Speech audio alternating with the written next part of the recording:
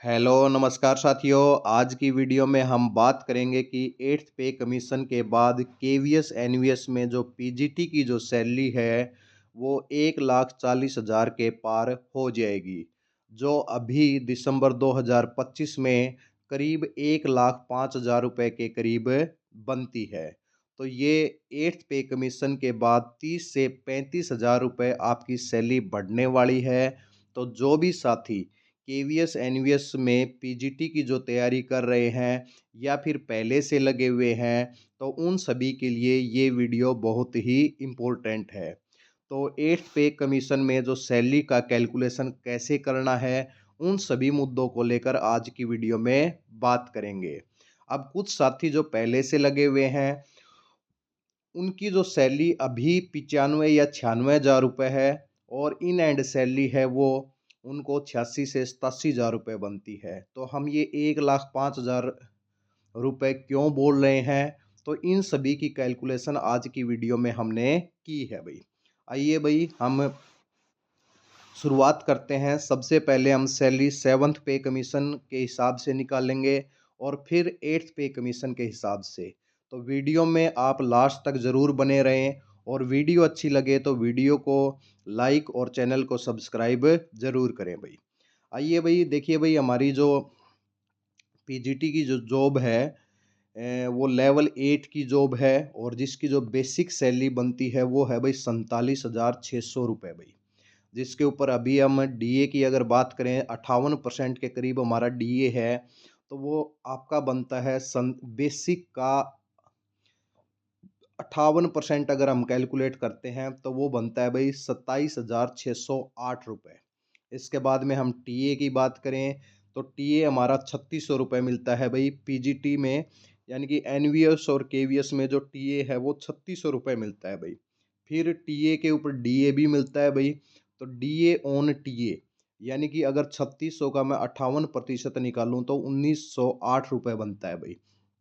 उसके बाद में भाई हम बात करते हैं एचआरए की भाई। एचआरए 10%, 20% और 30%, ये एचआरए है भाई। तो हम एक्ससीटी की बात करते हैं भाई। बड़े शहर में अगर आपकी जॉब है तो आपका 30% अगर हम कैलकुलेट करें तो वो 14,280 रुपये बनता है भाई। एचआरए आपका बनता है। अगर आप रेजिडेंशियल में रहते हैं तो ये सारे रुपए रेजिडेंशियल में डायरेक्ट जमा हो जाते हैं, आपको नहीं मिलते। और अगर आप बाहर रहते हैं तो आपको 14,280 रुपये एचआरए के रूप में मिलते हैं भाई। तो भाई इसकी जो टोटल सैलरी अगर हम कैलकुलेट करें, इन सभी को अगर कैलकुलेट करें, इसके अलावा अदर अलाउंस भी मिलते हैं, लेकिन हम मिनिमम की बात कर रहे हैं भाई।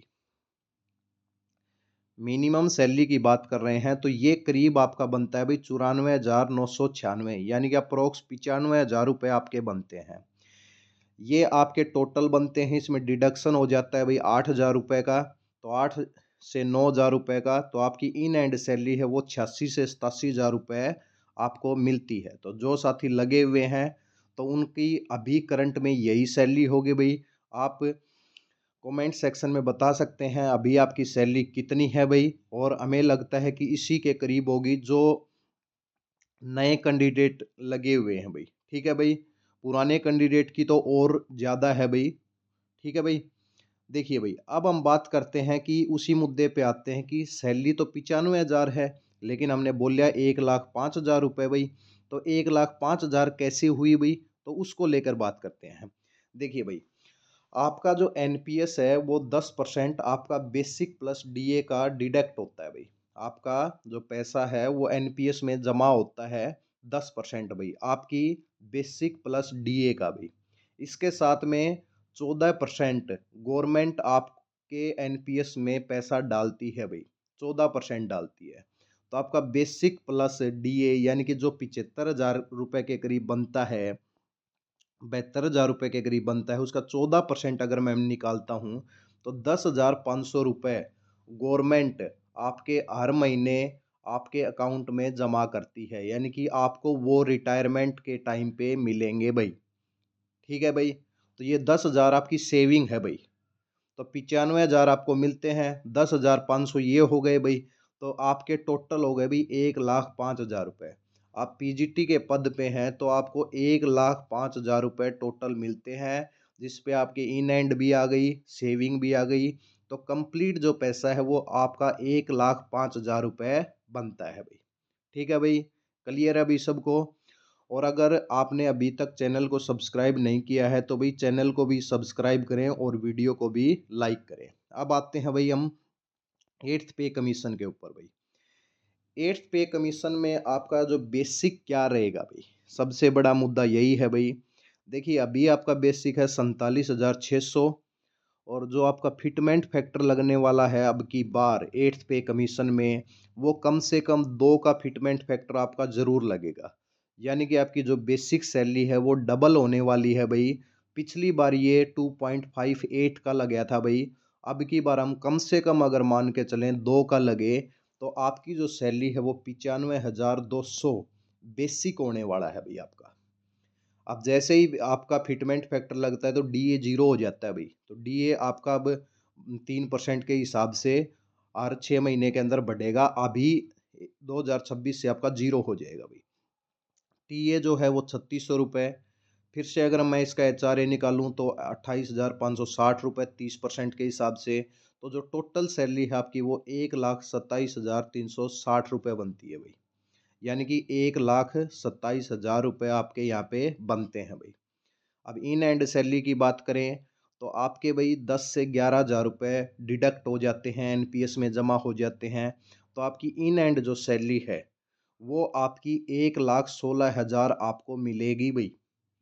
लेकिन जैसे ये पे कमीशन लागू होगा, मान लेते हैं 1 साल के बाद होगा, तो आपको 1 जनवरी 2026 से कंप्लीट जो पैसा है वो 1,16,000 के हिसाब से मिलेगा भाई।